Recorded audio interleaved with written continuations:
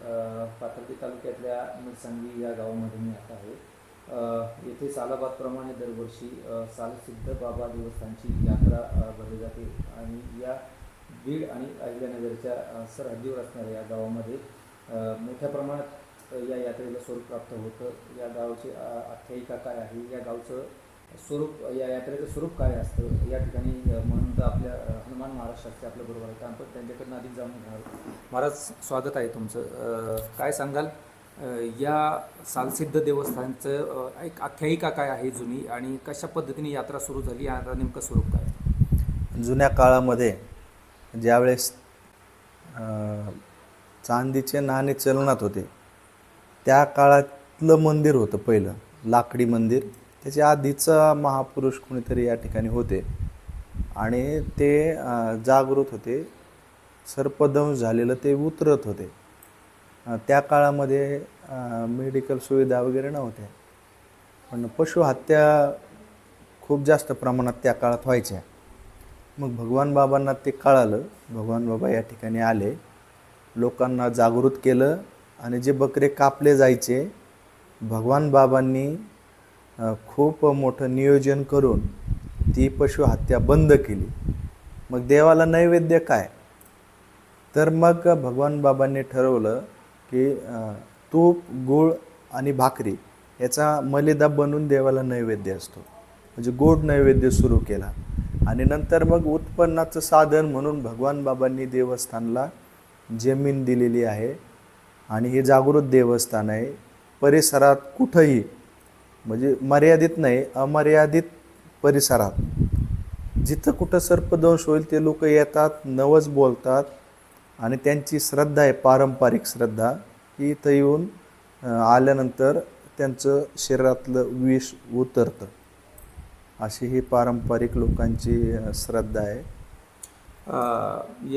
असंही म्हटलं जातं की संत भगवान बाबांनी त्यावेळी समाज प्रबोधनाच्या माध्यमातून किंवा कीर्तनाच्या माध्यमातून पुढच्या पिढीला जागृत केलं, पशुहत्या बंद केली आणि अंधश्रद्धेला मुळात फाटा दिला. तर अंधश्रद्धेविषयी जे काही गैरसमज आहेत ते कशा पद्धतीने आपण लोकांना समजून सांगणार आहात?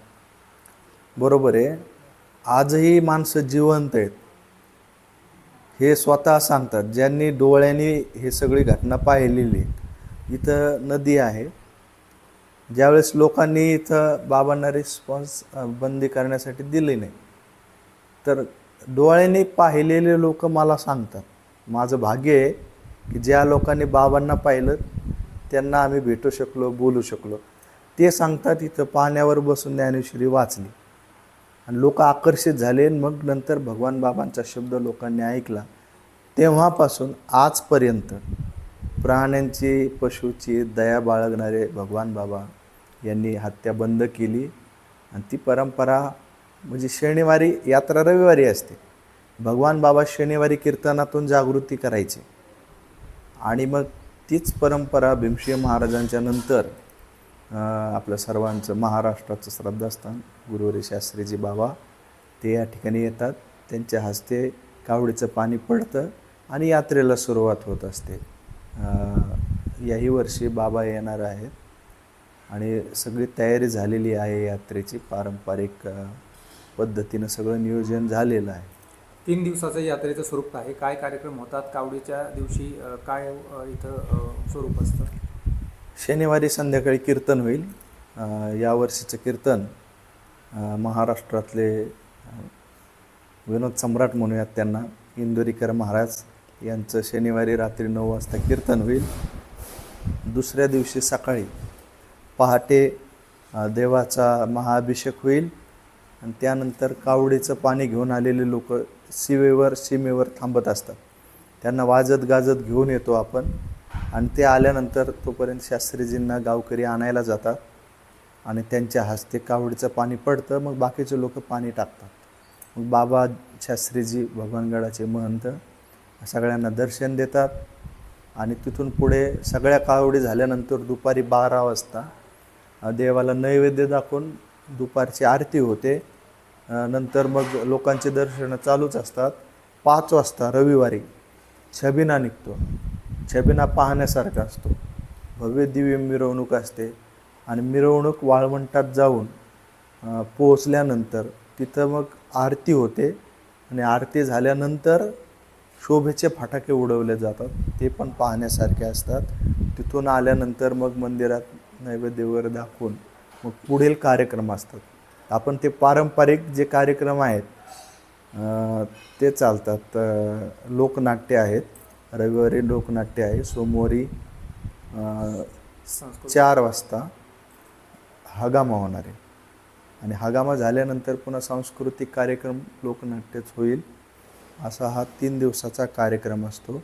आणि आम्ही साईड बाय साईड छोट्या छोट्या गोष्टी आपल्या परिसरातले आरोग्य अधिकारी लोक पण या ठिकाणी येणार आहेत. ॲम्ब्युलन्सची सुविधा केलेली आहे. आमच्या गावची सगळी तरुण मंडळी एकत्रित येऊन या यात्रेला झटतात आणि संपूर्ण परिसर अजिबात गोंधळ वगैरे न करता श्रद्धेनं शांततेत यात्रा महाराष्ट्रातली कुठली पार पडत असेल तर ती मिरसांगवीची पार पडते. मला एक सांगा, आता आपण या सांस्कृतिक या सगळ्या यात्रा उत्सवाच्या दरम्यान एक युवकांना, पुढील पिढीला एक सामाजिक सलोख्याचं दर्शन म्हणून काय संदेश द्याल? परंतु या ठिकाणी सर्व धर्मातले लोक या ठिकाणी देवाला दर्शनासाठी येत असतात. मी माझ्या डोळ्याने पाहिलेत. बुरखा घातलेल्या महिलासुद्धा मंदिरामध्ये दर्शनाला आलेल्या मी पाहिलेल्या आहेत. सगळे समाज बांधव, सगळे घटक या ठिकाणी यात्रेमध्ये आनंदाने सहभागी असतात. असा हा सगळा प्रकार आहे. पण भगवान बाबांनी या सगळ्या अंधश्रद्धा बाजूला करून पशु हत्येही बंद केलेली आहेत. हे आपल्याला विसरता येणार नाही. 3 दिवस मांस विक्री करू नये, पूर्णतः हा यात्राला धार्मिक स्वरूप प्राप्त व्हावं, सांस्कृतिक स्वरूप प्राप्त व्हावं असं यात्रा कमिटीच्या वतीने सांगण्यात येत आहे. आपण काय संदेश द्याल? गावकरी जे ठरवतील त्याच्यामध्ये मी पूर्णपणे सहभागी आहे. परिसर जो सांगेल, आम्ही सेवेकरी आहोत. व्यवस्थापक म्हणून एक जण माणूस लागत असतो, तर ते व्यवस्थापक म्हणून मी काम पाहतो. म्हणून लोक मला महंत म्हणतात, मठाधिपती, परंतु मी पण एक सेवक आहेत. परिसराच्या ज्या भावना असतात त्या भावनेप्रमाणे आम्ही त्यांना सुखसुविधा सेवा देण्याचं काम करत असतो. हे होते